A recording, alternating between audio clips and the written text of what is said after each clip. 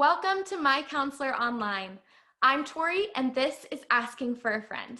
Today, we will be sitting down with sex therapist Josh Spurlock to answer one of your questions about feeling weak after orgasm. Keep watching.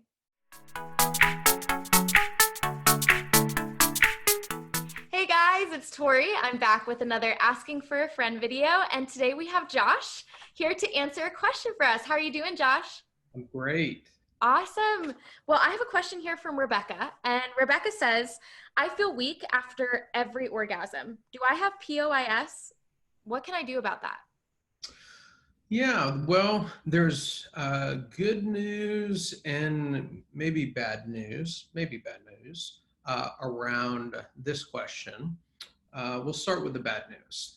Bad news is there's not really any known kind of cure or fix for POS. And for those that don't know what that is, that's a syndrome where you experience like flu-like symptoms a little bit kind of following an orgasm, where there's kind of fatigue, there can be body aches, there can be just some really unfun bodily experience that follows an orgasm and can last from minutes to hours to as much as a day or so, kind of following Right. an How orgasm. common is that?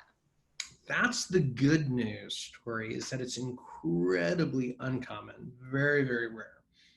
And so it's probably unlikely that that's what it is that that Rebecca's experiencing, especially as a female.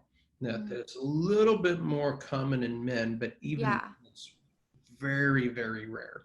And so the likelihood that as a female that you're experiencing that is almost non-existent. Then you're more likely to be eaten by an alligator than you are to have that be part of your experience. And so that's probably not what's going on. And so there's some encouragement and hope to be found there. Sometimes there'd be a lot of questions that I would have as a sex therapist to troubleshoot this. That I would want to kind of know, has this been your experience your entire life? Is this every orgasm you've ever had? Did this onset at some point during your experience? Did this start?